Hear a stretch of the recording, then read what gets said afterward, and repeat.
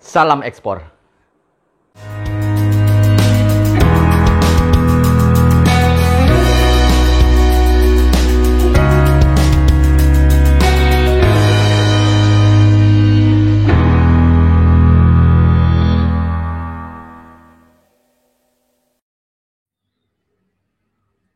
Assalamualaikum warahmatullahi wabarakatuh.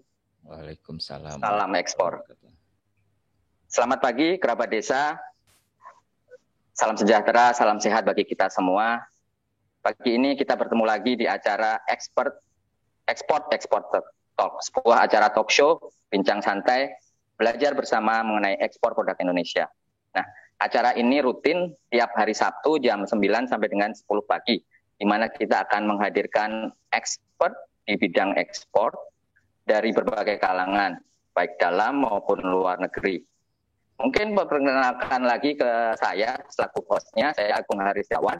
Saat ini kebetulan saya bekerja di Direktorat Jenderal Pengembangan Ekspor Nasional Kementerian Perdagangan, dan saya juga mengampu satu YouTube channel juga, Export Indonesia, yang mulai minggu kemarin, jadi ini episode kedua, kita hadir juga di TV Desa dalam rangka mengedukasi masyarakat desa yang menurut kami itu produknya paling banyak untuk bisa diekspor. Jadi kita memberikan inspirasi, memberikan edukasi kepada masyarakat desa supaya mereka bisa berpikiran global. Nah, pada kesempatan pagi hari ini adalah episode kedua, dan kami rasa ini saatnya untuk memperkenalkan produk yang benar-benar asli desa, asli Indonesia, yaitu rempah-rempah. Jadi tema pada sesi hari ini, pada episode hari ini adalah rempah-rempah, produk asli desa yang mendunia. Ya, narasumbernya siapa? Kita nanti akan bicara dengan Mas Edi yang eksportir produk rempah-rempah ini. Gitu. Selamat pagi Mas Edi. Selamat pagi Mas Haris. Assalamualaikum. Terima kasih Waalaikumsalam warahmatullahi wabarakatuh. sudah bergabung di acara pada pagi hari ini nih. Sama-sama Mas. Mengganggu waktu weekendnya nih. Enggak Mas. Ya. Mungkin kita lebih ngobrol santai saja, memberikan inspirasi kepada kerabat desa. Jadi channel TV Desa ini subscribersnya atau viewersnya dinamakan kerabat desa. Kita memberikan inspirasi kepada mereka. Gimana sih produk desa yang ternyata sudah diekspor Mas Edi ke seluruh dunia. Betul, betul. Nah, mungkin bisa ceritakan dulu deh. Mungkin Mas Edi kita beri kesempatan untuk menceritakan siapa sih Mas Edi ini. Terus kok bisa berinisiatif atau menjual nih produk desa ke luar negeri dan kemana saja. Monggo Mas, kita berikan waktu Mas untuk sharing pengalaman, informasi. Silakan. Ya, Assalamualaikum warahmatullahi wabarakatuh. Kerabat desa semuanya, terima kasih banyak Mas Haris telah diundang di acara TV Desa ini untuk talk show ya, mengenai tentang ekspor. Nah, kebetulan saya Edi Prianto, usahanya itu eksportir hasil bumi, rempah-rempah. Yang produk utama kami adalah kulit manis dan juga ada pinang, yang beberapa yang telah diekspor, pinang, kulit manis, cengkeh juga, yang memang kopra, dan juga coconut sugar juga, dan beberapa lainnya kayak asam glugur juga ada kita permintaan. Yang memang itu semuanya memang produk desa. Nah, kebetulan kita di bawah nama company-nya itu PT Dwi Sejahtera Nusantara. Itu untuk processing kita ada beberapa processing dan kerjasama dengan beberapa kawan atau kelompok tani gitu. Jadi kalau untuk processing kita sendiri itu ada di Jambi. Nah, untuk yang utama kita kan awalnya memang di kulit manis Mas Haris. Ya. Nah, di kulit manis itu memang awalnya kita juga support awalnya lokal gitu kan. Kita main lokal, waktu itu memang ada permintaan dari lokal gitu. Akhirnya kita cari, ketemulah di sana, kita adakan purchasing gitu, atau pembelian lah. Kita datang ke sumbernya di mana sih? Mulai kapan nih? Mungkin sebelum kita bicara teknis nih, kita bicara santai. Mas Edi itu asli mana sih ini? Oh ya, saya itu lahir di Jakarta sekitar 37 tahun yang lalu lah. Terus sekarang sudah menikah, dikaruniai 3 anak. ya. Iya, iya, iya. 2 putra dan 1 putri. Alhamdulillah. Alhamdulillah. Sehat semua ya Mas ya? Sehat semua, alhamdulillah Mas Haris. Tinggal saat ini ada di Bintaro, ya. Oke, Kantor juga ada di Bintaro. Bintaro. Ya. Mulai ekspor tadi tahun berapa nih tadi? Yang Mulai ekspor awal itu sekitar tahun 2014. oke, Sekitar 2014. 7 tahun ya, 6 Sekitar 8 tahun lah, ya 8 tahun ya, ya sekitar 7 tahunan Mas Haris. 7 tahun ya, ya. Oke, ya, ya. Terus apa namanya? Mulainya memang dari 2014 sudah langsung produk rempah-rempah ini atau produk? Ya, awalnya memang di kulit manis kita, makanya sampai saat ini yang yang produk utama kita yang rutin itu memang kulit manis. Jadi atau bahasa ininya kasia lah. Ya, kasia ternyata memang peminatnya banyak banget di luar negeri itu. Turunannya juga banyak, ada bisa buat jadi obat, dia buat seasoning, spices gitu kan. Terus bisa juga mereka kalau lihat tuh di luar negeri, kalau Mas Haris mungkin waktu itu di Australia mereka ngopi itu pakai stick kulit manis. Nah itu betul, dari betul. cinnamon. Nah, terus Itu juga ternyata dari Indonesia ya? dari Indonesia, dan juga kalau roti cinnamon itu juga produknya juga dari cinnamon juga dijadiin powder gitu. Nah, itu produk-produk yang memang hasil olahan yang bisa di luar negeri. Belum lagi sampai obat diabetes itu dari kulit manis. Memang trennya kan sekarang kalau saya ini ya trennya sekarang itu lebih ke arah obat itu lebih ke arah herbal gitu, yang alami, natural, yang secara kimianya sudah mulai dikurangi. Kira-kira gitu Mas Haris. COVID ini malah naik dong ini penjualannya. Ini kan Alhamdulillah Mas Haris. Ini alhamdulillah naik gitu kemarin. Oh, alhamdulillah. Setahun berapa nih biasanya? Biasanya berapa jadi berapa? Yang rata-rata kemarin itu sekitar per bulan 2-3 kontainer, sekarang bisa 6-7 gitu. Oh, berarti 3 kali lipat nih naiknya, ya, hampir 2-3 kali. 3 kali lipat.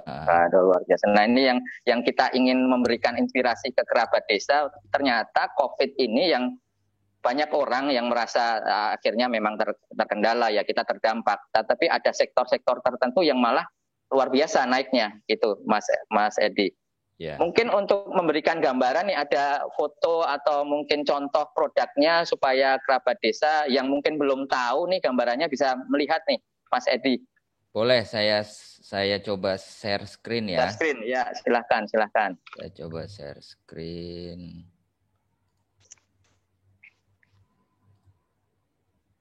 Terlihat nggak Mas ya? Terlihat.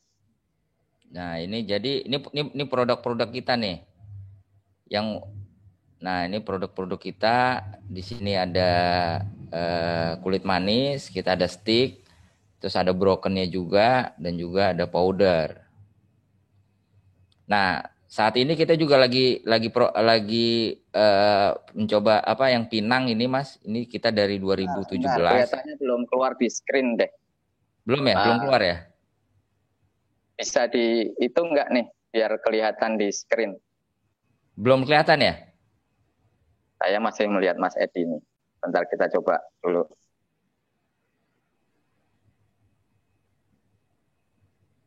Oh, sudah kelihatan. Siap, sudah Mas Edi. Sudah ya. Nah, ini beberapa produk yang kita telah ekspor gitu kan. Nah, terutama ini kita unggulannya di kayu manis ini Mas. Jadi di kulit manis. Nah, dan juga pinang juga ini, kita pinang. Nah, pinang ini kalau boleh share sekarang itu harganya di level petani udah sekitar 20 ribuan gitu. Memang per apa itu? 20 ribu per kilo. Per kilo. Iya, artinya atau untuk ekspor? Untuk ekspor ini Mas, karena 90% pinang ini untuk ekspor gitu. Oke. Ke negara Pakistan, India, Bangladesh lah ini. 90% untuk ekspor, dan ini harganya lagi naik nih. Jadi artinya dan ini banyak kita lihat di pedesaan nih sebagai tanaman pembatas atau apa. Dan memang sangat diminati, permintaannya karena permintaannya banyak, harganya juga naik jadinya nih Mas Haris sekarang untuk yang saat ini nih pinang ini yang saya jalanin nih. Gitu. rata-rata dari daerah mana ya, Mas Edi ya? Kalau Pinang itu sih di daerah Jambi ya Mas Muara, Kuala Tungkal itu banyak juga, di Aceh juga ada beberapa, Jambi ada, di Sumbar. Nah itu banyak, dari Sulawesi pun ada juga gitu. Kalimantan ada, hampir lah, ini di Jawa ada, cuman nggak terlalu banyak lah, tapi ada gitu. Nah Ya, ini ya, ya. potensinya juga besar gitu jadi. Oke, selain itu mana lagi yang besar nih? Kayu manis ya, biasa Mas, ini kan kita juga dari zaman dulu kan, sebenarnya kan kita ini banyak didatangi, eh, dulu penjajah kan karena rempah-rempahnya kan terkenalnya dulu kan. Ada ekspedisi awal dari Portugis. Terus itu kan karena awalnya rempah-rempahnya. Sebenarnya kalau VOC ada sampai zaman sekarang mungkin udah jadi perusahaan terkaya di dunia gitu kan. Ah, ya, ya. Ya nanti Ah, Mas Edi dong penerusnya nih jadi VOC Indonesia. Nah itu, jadi memang ini semua adalah produk dari desa, dari desa kita punya, dan kita punya sumber daya ini potensinya bisa sangat besar. Artinya kita jual secara Hmm. dikeringkan biasa aja itu sudah laku. Kita edit value sedikit juga bisa Hmm. lebih banyak lagi gitu jadinya. Berarti sebenarnya gampang sekali ya jualnya ya, Mas Edi ya. Gampang sekali, gampang sekali. Hmm. Yang dilakukan apa saja itu tadi kan edit value-nya sedikit. Kalau yang enggak tuh Mas Edi nerimanya seperti apa dari petani ini? Kalau dari Apakah kalau dari petani itu kita biasanya kita tentukan kadar air sih sama itu. baik, baik. Karena kan pada saat kita melakukan ekspor kan itu harus kering, kering, kering sekali gitu. Istilahnya kering mati. Ya, Nah, ya, ya. baru kita sortir sesuai dengan spesifikasi. Itu aja, cuman sesuai dengan itu aja. Jadi Dan itu nggak repot ya nggak repot untuk. Mas, nggak repot. Dan Oh, dari pemerintah sendiri juga ya dari proses perizinannya semuanya itu sangat support banget gitu. siap, siap. Nah, kalau untuk produk organik nih, tadi kalau edit value sedikit tuh kira-kira di mana? Apakah organik itu termasuk edit value nih, Mas Edi? Betul, karena kan sekarang kan tren terutama di negara Eropa dan Amerika, tren mereka terhadap kesehatan itu sudah tinggi gitu kan. Dan mereka walaupun sebenarnya kalau saya ngambil contoh di kulit manis ini, mereka sebenarnya kan sudah organik gitu kan. Cuman memang perlu ada lembaga dari pihak ketiga yang mensertifikasi bahwa ini organik gitu. Oke, oke. Nah, ya kayak seperti kontrol union, ya itu kontrol union lah biasanya yang untuk sertifikasi. Dan itu mereka sangat concern di situ gitu. Jadi ada beberapa memang artinya ini adalah lahan-lahan dan secara harga juga bisa bisa lebih baik gitu kalau organik Hmm. dari Ya, sisi ya. harga ya. Yang disertifikasi adalah lahannya jadinya. Mereka akan cek Hmm. lahannya. Ya.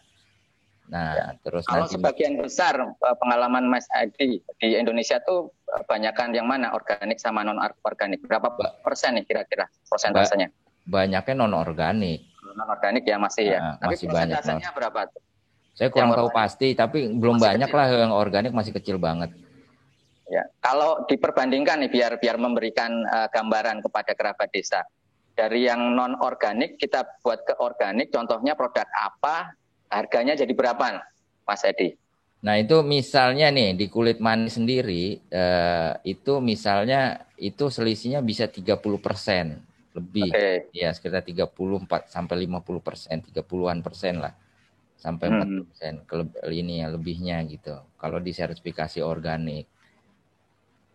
Siap, siap. Wah, Nah, menarik, menarik sekali. Dan semua produk pertanian bisa diorganikan ya, atau bisa ada untuk organik itu ya? bisa, artinya kan organik berarti kan nanti lahannya mereka dicek, nanti disurvei dari Betul. pihak ketiga bahwa ini tidak menggunakan yang non organik. Nah, itu bisa. Termasuk penggunaan pupuknya ya, Mas Edi ya? Penggunaan pupuknya menggunakan pupuk organik. Nah, itu. Oke, oke, menarik sekali. Nah, ini nanti kelihatannya udah banyak yang mulai bertanya. Kita pertanyaannya di sesi kedua aja nanti setelah jeda-jeda. Tetapi saya Ya, ingin tahu ngirimnya nih kembali lagi. Tadi ngirim kan berapa 6 sampai 7 kontainer ya per bulan ya. Sekarang berarti ya. setahun udah ada 100 dong ini Mas Edi tahun lalu. Ada nggak nih 100 kontainer? Kalau kalau tahun lalu sih belum sampai. Mungkin kalau tahun ini kita kan terus Ya, melakukan ya networking, terus kita melakukan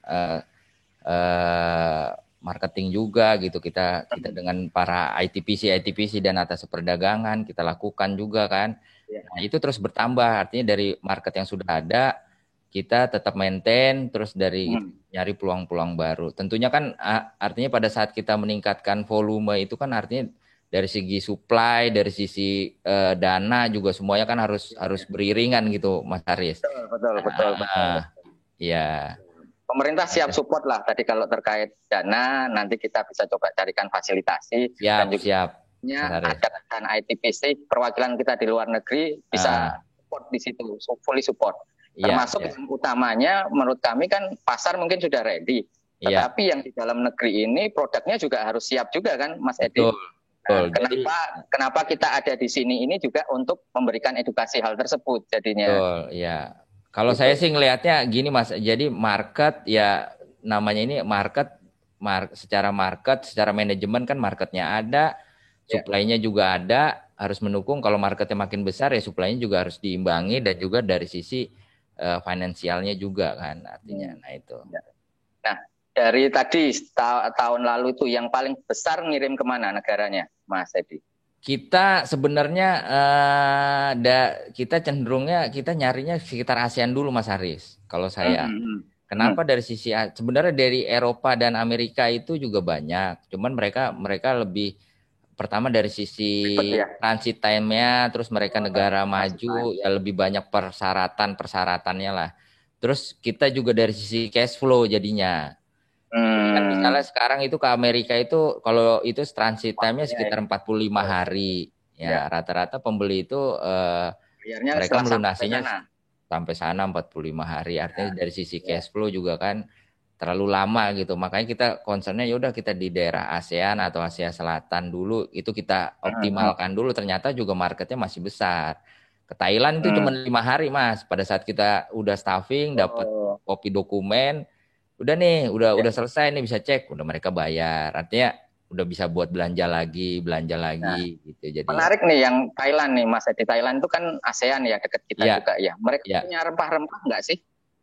Kalau untuk dia punya rempah-rempah, tapi ambil contoh kayak Vietnam punya rempah-rempah, tapi dari segi spesiesnya itu berbeda. Kalau di Vietnam itu cinnamon cassia, di Indonesia cinnamon burmani.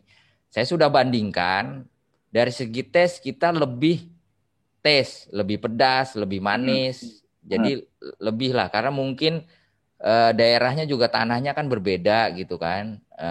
Ininya berbeda.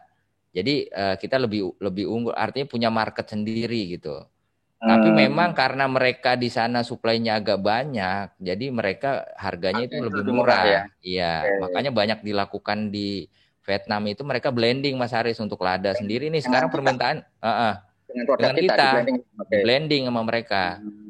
Iya. Berarti hampir sama seperti kopi ya. Kopi itu kan Vietnam besar sekali, tapi ya kita juga penghasil kopi, tapi akhirnya kalah juga dengan Vietnam. Nah, betul. Ini fungsinya TV Desa nih untuk mengedukasi masyarakat desa untuk ya gimana supaya kualitas dan kuantitasnya bisa naik kan ya, Mas Edi ya. Iya. Kalau saya pernah diskusi sama Asosiasi Eksportir Kopi, jadi kemarin itu sekarang kan yang kopi sendiri itu yang Brazil nomor 1 ya, nomor 2 yang Vietnam. Jadi per hektar itu mereka itu bisa menghasilkan 6 ton, Mas. Betul. Ya, di Vietnam itu 4 ton. Indonesia itu rata-rata sekitar 2 ton, itu nggak banyak, tapi kebanyakan itu sekitar 700 kilo gitu. Nah, artinya kan memang dari segi produktivitasnya itu lahannya itu agak ini, makanya mereka bisa murah gitu sekarang banyaknya. Cuman dari sisi kalau kita mainnya kalau kopi itu kan ada yang grade komersialnya ya, itu kan diatur di index price. Nah, itu di London. Nah, kalau yang kecuali yang mainnya specialty Mas Haris, kalau specialty kayak Aceh Gayo, itu kan memang ada khasan geografi sendiri gitu, Betul, betul, punya betul. marketnya sendiri, mereka nggak bisa ambil dari mana-mana. Nah itu khas. Cuma kan dari sisi segmentasi marketnya nggak terlalu besar lah dibandingin dengan yang komersial tadi gitu. Ya, ya, ya, betul. Nah, terkait tadi yang geografis, nanti mungkin ini bagi kerabat desa, tunggu ada episode-episode berikutnya kita akan undang Kopi Gayo yang mempunyai indikasi geografis. Nanti mohon disupport juga Mas Edi untuk episode berikutnya. Siap support Mas Haris. Ya, nah ini tadi negara berarti paling banyak ASEAN ya, Thailand itu nomor 1. Ya, ASEAN. Artinya kita juga yang kita fokuskan adalah negara ASEAN, Asia, terutama Ya, ASEAN okay. gitu kan. Karena pertimbangannya tadi Mas Haris, dari segi negara mereka bukan negara maju, dari segi persyaratan dokumen tidak terlalu complicated, Ya, tidak ya. terlalu banyak gitu kan. Dari sisi cash flow kita juga bisa lebih cepat. Pertimbangannya itu jadinya. Tapi kalau diperbandingkan harga, tadi kan di Amerika 45 hari lah waktu. Kalau dibanding 5 hari ya hampir 10 kali lipat tuh dibanding di Thailand. Tapi kalau dibandingkan harga lebih bagus mana nih antara Thailand dengan Amerika? Harganya sebenarnya nggak terlalu beda jauh juga sama dari sisi harga. Ya. Ya karena kan pernah ada yang bilang cash flow is king, profit is the queen gitu kan. Nah ya, itulah yang kita. Itu betul. Nah itu makanya itu. Kira kita memilih itulah jadinya. Siap itu. Nah di sana tadi kan Mas Edi sempat cerita produk ini tuh banyaknya digunakan di luar negeri itu selaku apa? Selaku makanan atau alat untuk kesehatan, dan yang menggunakan rata-rata apakah orang Asia juga yang di luar negeri atau memang sudah masyarakat luar? Jadi kalau untuk kayu manis sendiri itu kayak di Thailand mereka itu buat masakan biasanya kebanyakan. Jadi kan di sana itu khas untuk kari-kari dan juga untuk obat diabetes gitu. Nah, kebanyakan untuk itu. Kalau untuk yang ini, tapi kalau ada juga mereka di sana itu untuk bakery, mereka ada yang minta untuk bakery, ada juga yang buat diolah untuk jadi essential oil. Jadi banyak. Kalau yang steak itu rata-rata mereka jual nanti mereka dibuat ke kopi, ke kafe, buat campuran buat ngaduk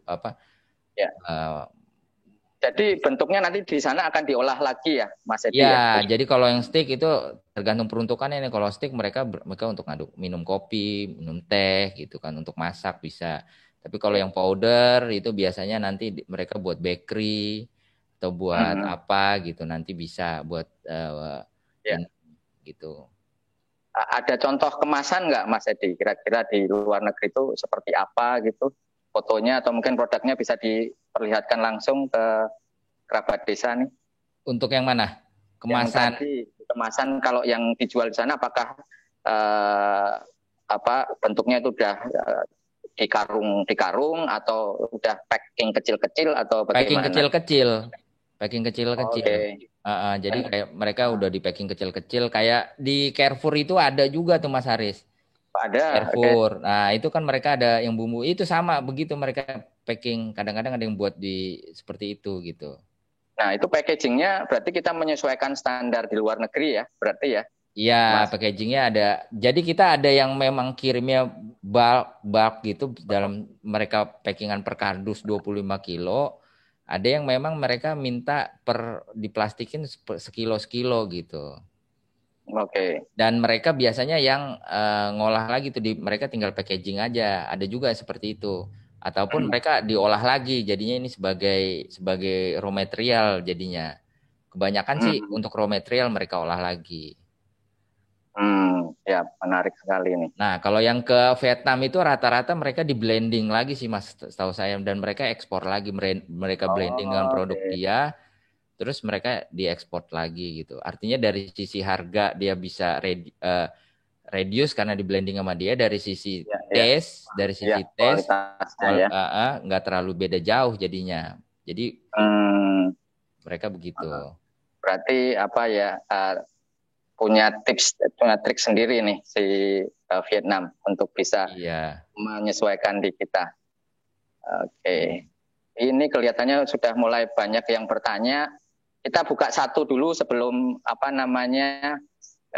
jeda iklan nih bahasanya. Ini silakan kalau ingin langsung bertanya ke Mas Edi, bisa buka videonya. Ada Pak Ronald. Silakan Pak Ronald Martin.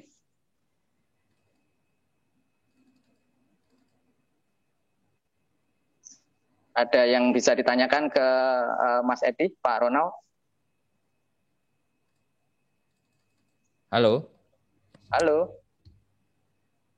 Atau mungkin saya bacakan nih, ada yang masuk dulu nih Mas Edi di chat. Ya.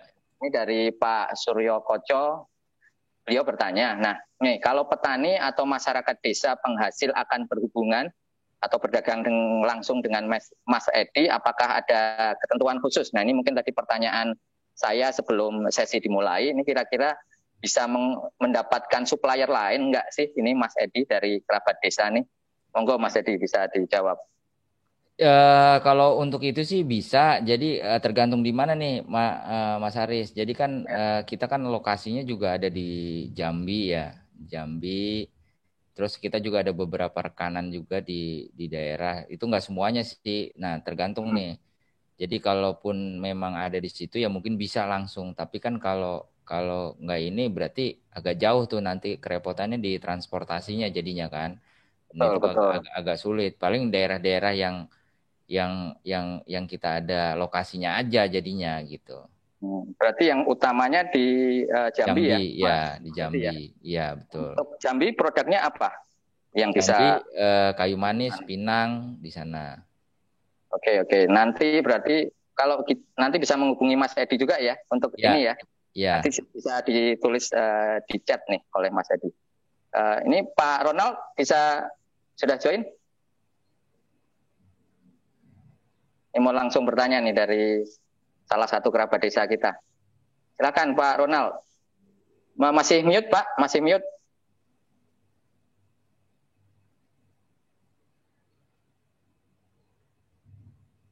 Ya, silakan. Masih mute? Ya, sudah, silakan. Mari, silakan.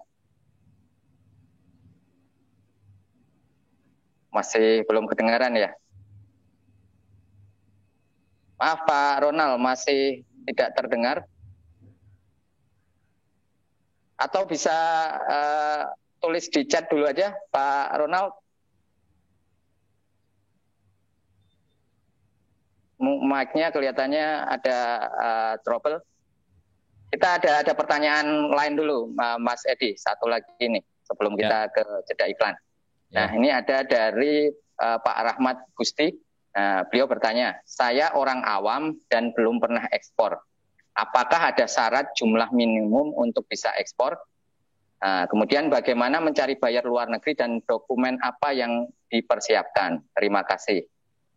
Ya. Jadi kalau untuk ekspor sendiri kan pengertiannya itu kan mengeluarkan barang dari daerah kepabeanan Republik Indonesia. Jadi mengeluarkan barang. Jadi nggak harus besar sebenarnya. Partai kecil kita ngirim 2 kilo, sekilo ke luar negeri itu sudah bisa dibilang ekspor gitu. Nah, ketentuannya gimana mencari buyer. Nah, mencari buyer itu banyak tuh, kita membangun networking, terus ada juga kita lewat online B2B website kan ada Alibaba, banyak banget kita register di situ.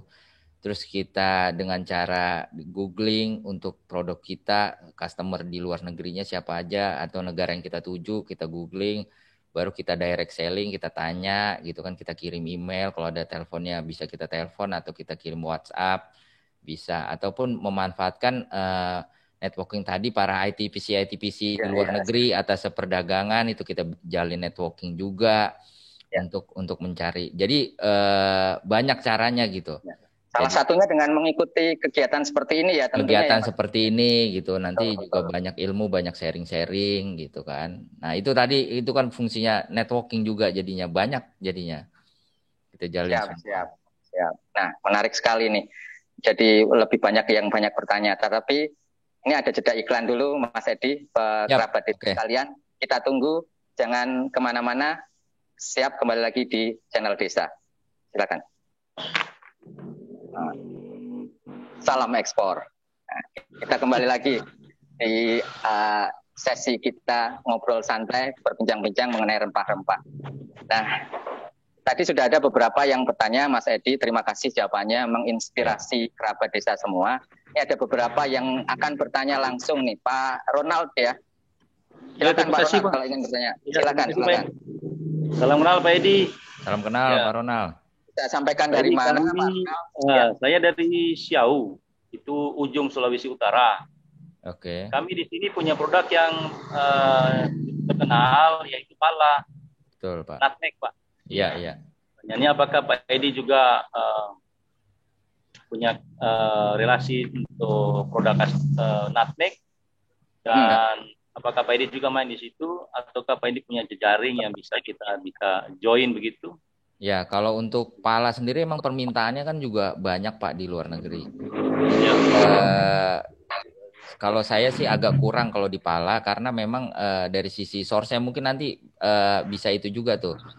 Karena pala ini juga treatmentnya terutama di Eropa ya, itu harus maksudnya mereka harus free aflatoksin, maksudnya aflatoksin garanti gitu Pak Ronald. Jadi kandungan aflatoksinnya itu harus ada masih dalam batas ambang wajar lah. Itu permasalahannya di situ pala. Kalau untuk pala ya, jadi dan nggak hanya pala Mas Edi, jadi kopi pun juga seperti itu yang untuk Eropa sekarang. Oh iya, kopi juga tuh. Jadi memang aflatoksin itu. Nah kalau untuk di kulit manis itu hampir nggak ada lah kalau untuk ini. Kalau pala masalahnya di situ aja tuh. Tapi ada beberapa negara yang memang tidak meng-create untuk aflatoksin itu. Rata-rata sih.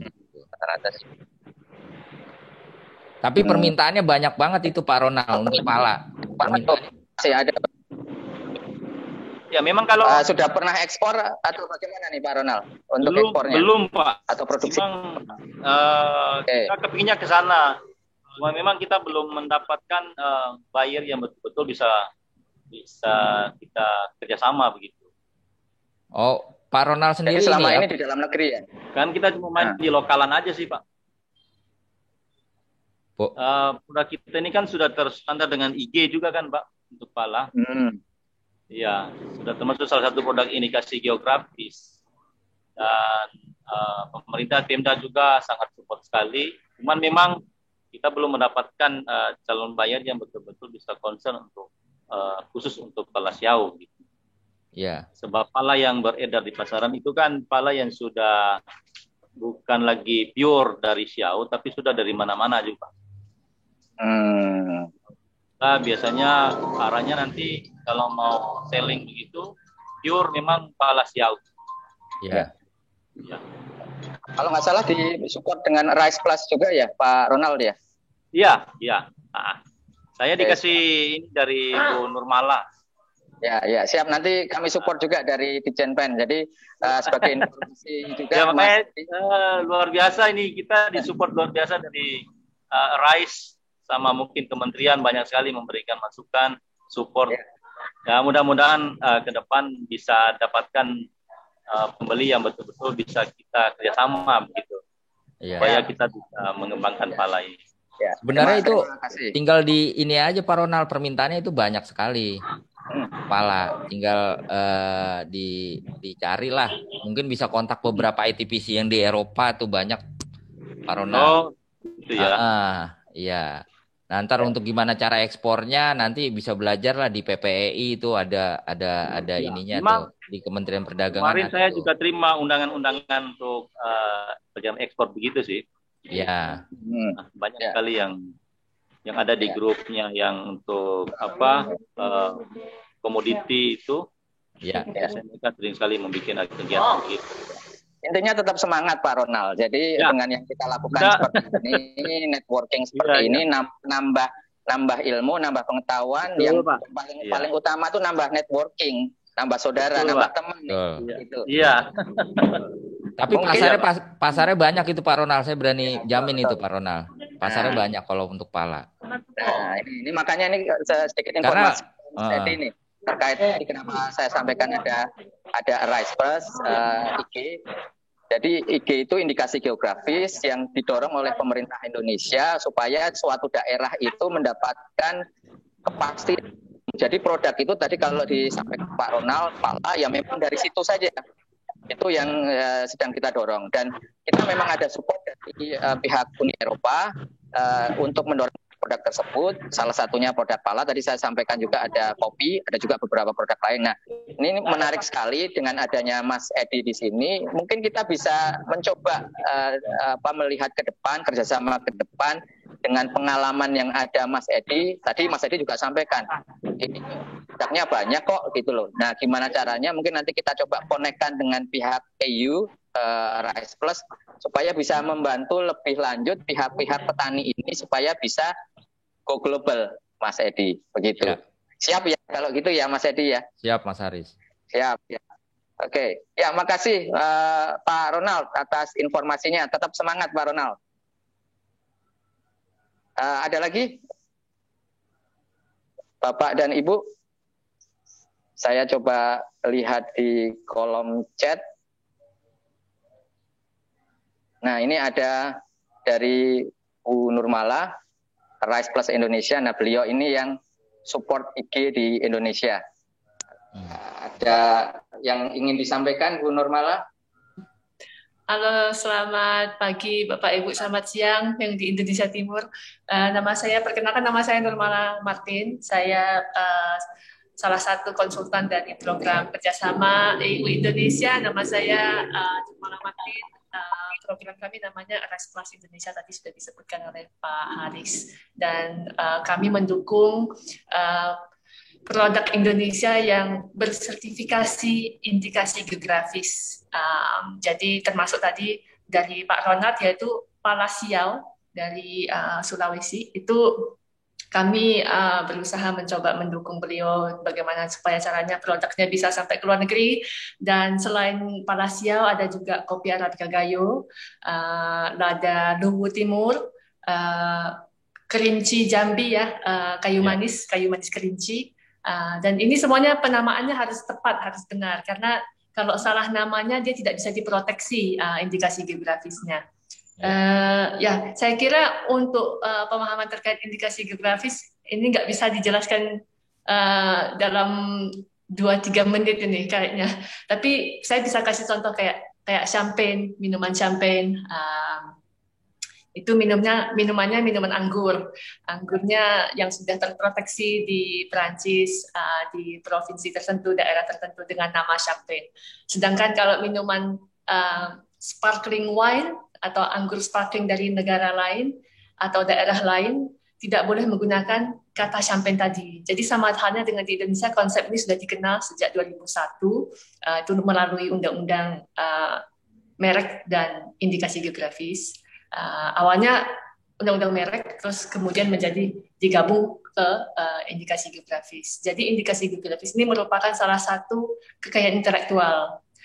Dulu ada namanya yang kayak merek, paten, hak cipta, hak desain. Sekarang sudah ada dimasukkan indikasi geografis ini. Jadi banyak sekali di Indonesia sekarang sudah ada hampir 100 daftar indikasi geografis kita. 90 di antaranya itu nasional. Bagian besar produk dari dan kebanyakan itu produk pertanian. Pala, lada, tadi kopi paling banyak. Kopi itu ada sebanyak 33. Bajawa, Flores, ada kopi Kintamani Bali, Gayo Aceh. Pokoknya banyak sekali Indonesia kalau kopinya. Jadi yang kita dukung itu ada sebanyak 9 untuk sementara. Dan kita sudah membawa mereka ke ajang pameran internasional khusus untuk makanan, yaitu namanya Terra Madre Salone del Gusto di Italia. Cuma karena keadaan COVID seperti ini ya kami tidak bisa ke sana untuk bisa langsung mengenalkan produk ke konsumen Eropa di sana. Sehingga cara digital seperti ini terkadang nggak begitu efektif ya Pak ya, Bapak Ibu. Ya, saya kira mungkin ke depannya kami harus lebih bisa membantu mempromosikannya secara real. Tapi kita lihat kondisi pasien COVID yang saat ini juga sih. Saya kira dari saya. Terima kasih Pak. Ya.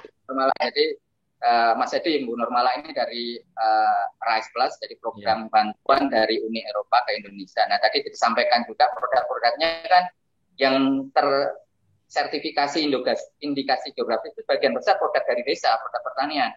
Nah, saya menarik nih, nanti setelah acara ini saya akan minta Rise Plus untuk support nih pameran Mas Edi, produk yang berindikasi geografis tentunya, untuk tadi yang disampaikan di pameran-pameran tersebut. Gitu.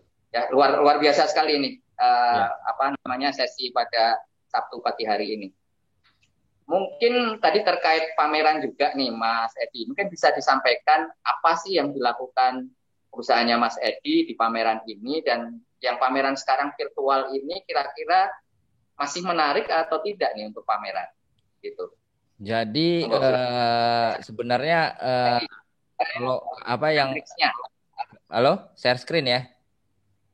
Boleh, silakan share screen. Dan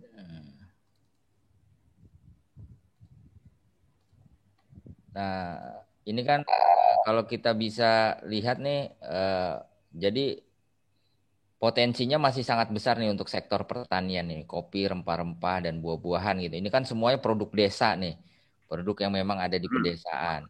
Nah, kalau untuk yang terkait dengan pertanyaan Mas Haris, pameran itu sebenarnya peluang untuk dealingnya itu lebih besar, karena apa? Kita face to face ketemu dengan buyer. Terus kita juga itu kalau saya bisa presentasikan sekitar 60-70% itu kalau kita bisa mengikuti pameran itu bisa peluangnya bisa lebih besar gitu. Nah, itu pun ada di Kementerian Perdagangan juga kan ada namanya Trade Expo Indonesia. Saya awal-awal itu mengikuti itu. Sampai setiap tahun itu saya mengikuti itu Mas Haris. Jadi yang di TTI yang dari zamannya ada di PRJ, kita itu dulu patungan tuh gabungan. Jadi satu booth patungan kita waktu itu lewat di KPMI kan. Jadi ada beberapa, cuman produknya beda-beda. Nah itu dari situ kita. Jadi mungkin dari pemerintah juga kan support juga kan untuk yang di setiap provinsinya ada juga. Nah itu nanti ada pembeli-pembeli tuh pada datang ke situ. Ada istilahnya bisnis matching di situ. Yang dimatchingkan antara yang punya produk dengan buyer yang mencari produk itu. Untuk yang rempah, mereka matchingkan baru dealing. Nah makanya pada saat sebelum kita harus punya harganya berapa, harus tahu. Jadi harus siap ya kalau mau pameran itu. Pameran itu harus siap semuanya. Dan pameran tuh nggak hanya duduk di stand, harus juga networking lagi. Networking kita networking ke di situ kan. Kalau saya kan banyaknya ikuti di TI, entah kita networking ketemu dengan ITPC atau seperdagangan, atau kita networking ke teman-teman sesama pameran. Jadinya ada juga. Jadi tambah saudara lagi jadinya di situ. Iya. Betul. Jadi dan pameran itu mungkin kerabat desa, pelaku usaha semua. Pameran itu sebetulnya yang utamanya itu bukan jualan waktu di pameran ya Mas Edi ya. Iya. Jadi networkingnya itu dan tindak lanjutnya yang penting ini setelah pameran. Follow up-nya. Setelah kita datang beberapa pembeli itu kita follow up terus. Iya. Kita follow up terus, bisa lewat email, bisa lewat WhatsApp atau apapun lah itu. Jadi kita follow up terus. Ya, luar biasa nih. Ini nggak terasa nih hampir 1 jam nih Mas Edi. Ini ada beberapa pertanyaan yang mau kontak Mas Edi bagaimana, dapat share materinya bagaimana. Mungkin nanti akan kita tulis di kolom chat saja. Jangan khawatir, ini bisa tayangan ini bisa dilihat di TV Desa atau juga bisa dilihat di channel saya di Export Indonesia.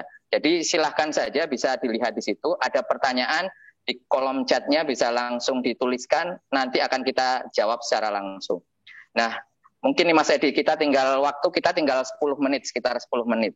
Nah, saya pengen, ini mungkin ada pertanyaan satu nih dari di kolom chat, kita ada pertanyaan.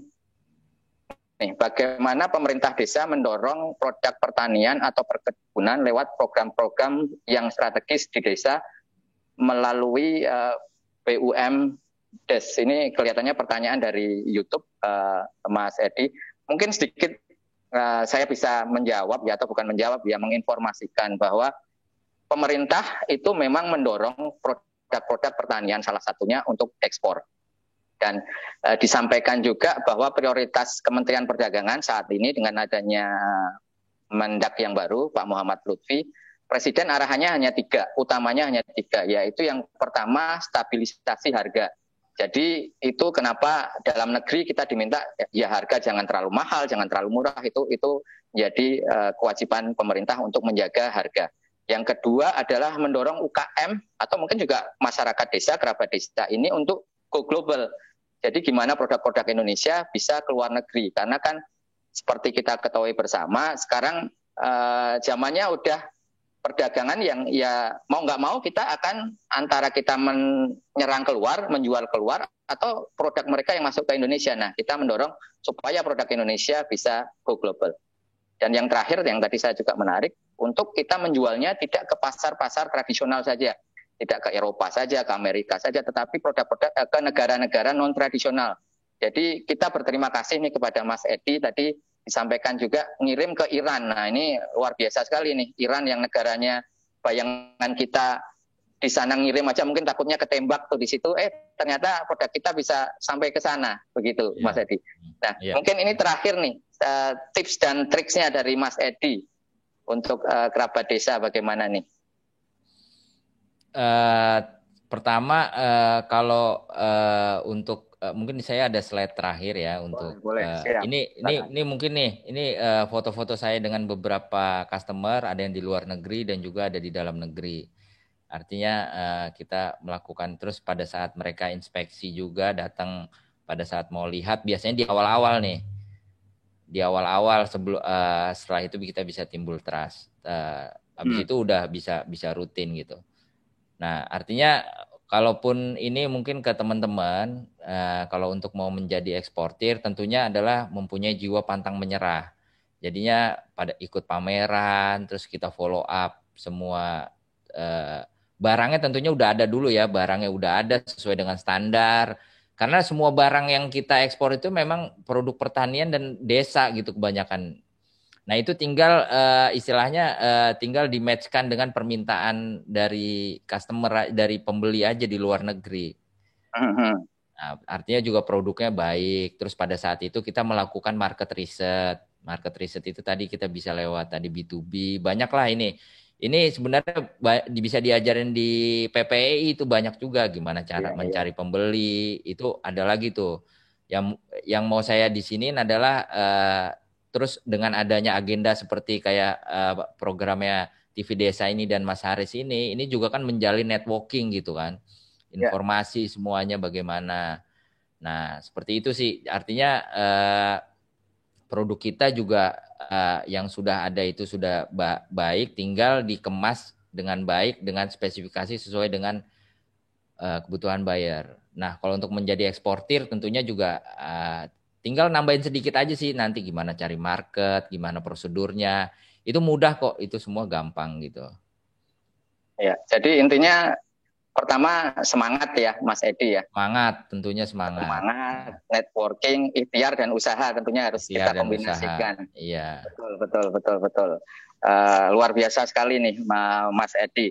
Kami ucapkan terima kasih, saya pribadi mengucapkan terima kasih kepada Mas Edi yang telah bersedia hadir di pagi hari ini, sharing informasi, sharing pengalaman, dan juga tentunya luar biasa. Ini sesi kedua, episode kedua dari Export Talk. Jadi kita akan mengundang, mungkin kita akan undang Mas Edi lagi nih. Kita undang Mas Edi lagi untuk menjelaskan lebih lanjut mengenai produk-produk pertanian. Lebih detail lagi kita bicara mengenai produk mana sih yang bisa diekspor, dan mungkin kita nanti bisa bicara juga desa mana itu yang bisa kita kembangkan lagi untuk lebih jauh ke pasar luar negeri.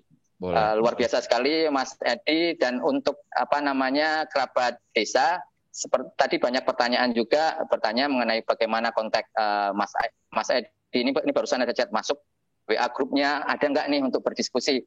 Nah nanti mungkin Mas Edi bisa tulis di kolom chat lewat YouTube-nya, atau kalau mungkin Mas Edi berkenan bisa sampaikan langsung. Boleh, untuk saya di kolom chat atau di mana Mas nih? Kolom chat boleh, sama sekalian mungkin bisa disampaikan. Ya, bisa email saya, email dan nomor HP kali ya? Ya, boleh. 0811 930 1286. Bisa diulangin, Mas Edi? 0811 Ya, 0811 itu saya tulis ya. Ya, sekali juga ditulis. Emailnya. Dan nanti jangan khawatir yang terlewat emailnya atau WA-nya ini nanti akan kita tulis di kolom chat. Jadi silahkan bisa dilihat kembali tayangan ini baik di channel TV Desa atau di Export Indonesia.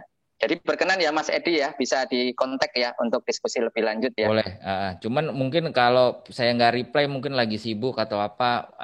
Siap. Ini gitu. Ya. Oke, terima kasih. Yang penting semangatnya, networkingnya kita jaga dan juga tambah saudara kan tentunya Mas Edi. Tentu. Terima kasih banyak Mas Haris. Membuka rezeki kita yang lebih luas. Ya, betul, silaturahmi itu kuncinya. Ya. Jadi emailnya sudah belum Mas Edi sekalian? Sudah, ini email saya. Oke. Email juga. Ya. Sudah. edy_pir@dwiwarnainti.com. Nah, jadi sekalian untuk kerabat desa bisa cek di websitenya Mas Edi. Jadi bisa melihat lebih detail dulu nih produk desa apa dari kerabat desa yang bisa dikirimkan ke luar negeri. Nah nanti setelah itu bisa berdiskusi lebih lanjut ke Mas Edi apabila ada pertanyaan-pertanyaan yang dirasa kurang. Nah tadi Mas Edi juga sudah sampaikan mengenai WhatsApp-nya dan emailnya. Apabila ingin bertanya juga ke kami, ke TV Desa atau ke channel ini, silahkan apabila ada kritik, masukan, atau mungkin pertanyaan juga, masukan lebih baik supaya channel ini atau mungkin tayang ini bisa ke depan bisa mengundang siapa, produknya apa, silahkan bisa juga email ke kami ke export.indonesia@gmail.com. Nanti kami share juga di kolom chat dan juga bisa ke WA di 088 907 export atau 088 907 397678. Nah, itu dari kami luar biasa sekali. Kami ucapkan terima kasih atas partisipasi dari kerabat desa, baik yang sudah live melalui Zoom dan juga melalui YouTube. Dan terutama tentunya kita ucapkan terima kasih kepada Mas Edi. Semoga usahanya bisa terus lancar. Kami berterima kasih selaku pemerintah juga supaya bisa mendorong produk dari kerabat desa ini untuk go global. Amin. Sekali lagi kami ucapkan terima kasih dan kepada kerabat desa tetap semangat dan salam ekspor. Terima kasih semuanya. Terima kasih Mas Haris. Terima kasih Mas Edi. Terima kasih. Salam ekspor.